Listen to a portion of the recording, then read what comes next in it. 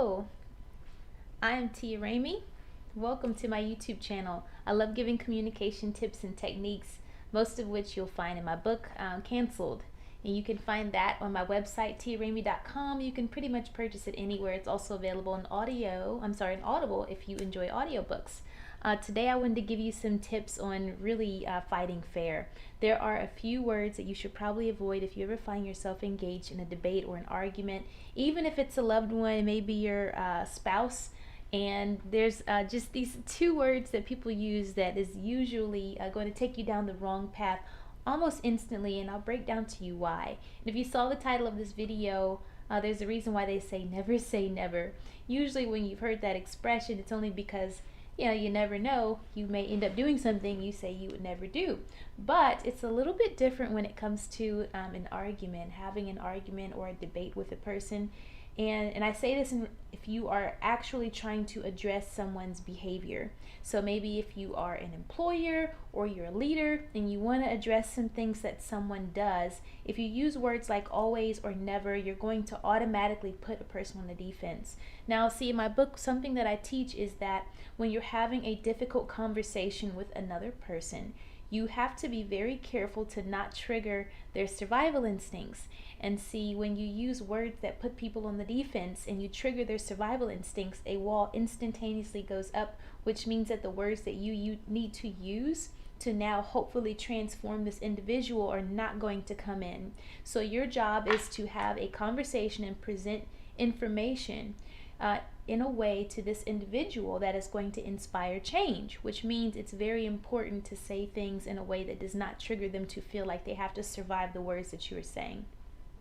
That being said, avoid using always and never, and I'll tell you why. When you use words like these, first and foremost, oftentimes it's manipulative, okay? And so if someone is saying you always do this and you never do that, they're exaggerating and they're manipulating the conversation into their favor, and now you cannot speak on a truthful level. There's something that I teach. When you have a difficult conversation with another individual, the whole point of having that conversation is to discover the truth. And if you are using exaggerative language, they're not going to agree they always or never do something most of the time. So if you're exaggerating, you've automatically really taken taking this person out of the place of being able to have honest dialogue. And so you may get an exaggerated expression of their anger, which is something you have to prepare yourself for. And so try not to manipulate the discussion by manipulating the facts and saying you always do this or you never do that. It's better to use more accurate words like I've often noticed this happen. I see this, or I have witnessed this happen frequently. This seems to come up more frequently than what I would appreciate. Or lately, I've noticed this behavior occur quite often. So try not to say, you always do this, you never do that. It's not fair use. So you have to decide, are you trying to, when you do this, you're berating and you're belittling versus actually trying to address a behavior that you hope to change. And what we want to do is we want to bring to someone's attention our observance of them. And then we have to make room for the fact that they may have a different perspective. And so you want to avoid using any sort of accusatory language when you want to address behavior that you hope will change. And if you put this person in a position to where they're automatically going to disagree with what you say, now you've really lost the opportunity to open the window of changing another individual with your words when you address some of their behaviors. So it's good to really speak for yourself. It's really good to say, when you engage in this behavior, this is how it impacts me. I'd like to address it, because really sometimes some people may not agree that certain behaviors are a bad thing. And so it's very good to make sure that you always speak to someone, making room for them to have a different perspective than what you have. Also opening up the door for them to present their perspective to you and how they observe the facts to be. Sometimes you have to take into consideration that behaviors may be happening because of your own actions, and you may not be able to, I'm looking for a kind way to say, you may be failing to bring the best out of another individual. take into consideration that there might be something that you're doing in your own behaviors that triggers these other behaviors in them. So anytime we are willing to address a behavior in another individual, we should always be in the position to where we are actually willing to set that person up for success. So if they counteract and say, hey, look, I do this because you do that, or I'm reacting to this other thing that you do, then this is where you have to quickly decide, are you just trying to bully this person into change, or are you both willing to put your pieces together, find out what you both need to do to make some adjustments so that way you can get on track and get the best results.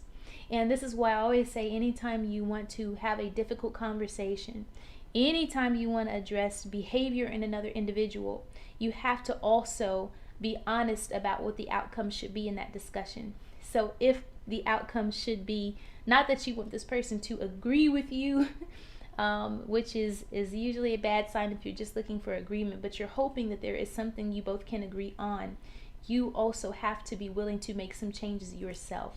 And if you're not willing to make any changes or adjustments, and you're not willing to do anything to set that person up for success, it may not be the best time to talk to them. Sometimes, or you may need a mediator, which is very helpful to have someone else who is unbiased to come in and listen, so that way they can hear both sides, and all three of you can put pieces together to figure out what is the best track to move forward. So I hope that you understand what I'm saying. Anytime, just to recap, we're saying always and never we're trying to manipulate a discussion. And anytime you want to manipulate someone into change, or you're just trying to be right, you're actually not really wanting to solve the problem. So please decide very quickly, do I want to solve this problem? Do I want to control change and manipulate change, or would I rather learn how to inspire it? And if you want to learn how to truly inspire change and make a positive impact on the people around you, and hope that the things that you say actually challenge another person to be willing to enhance who they are so they can fit themselves into your world, then we have to understand how we should be using our words in a more productive way that doesn't trigger their survival instincts, that doesn't make them throw up a defense, that doesn't make them want to put a wall up and not hear anything you say. We've got to be accurate, we have to be precise, and we have to be very honest. Try to speak for yourself, try not to accuse, be humble, and understand that you have a piece of this truth, they have a piece. Let's put our pieces together so we can figure out a path forward. I hope that was a very helpful tip for you. Thank you so much for listening. Again, if you're looking for more communication tips like these, please pick up my book, Canceled. Again, you can visit my website, tiaramey.com. I also hold lots of classes and workshops in person for your personal and professional communication training. So thank you again for listening, and I hope this was helpful. Please leave it in the comments and tell me what you think about those tips and whether or not they worked for you. Have a good one.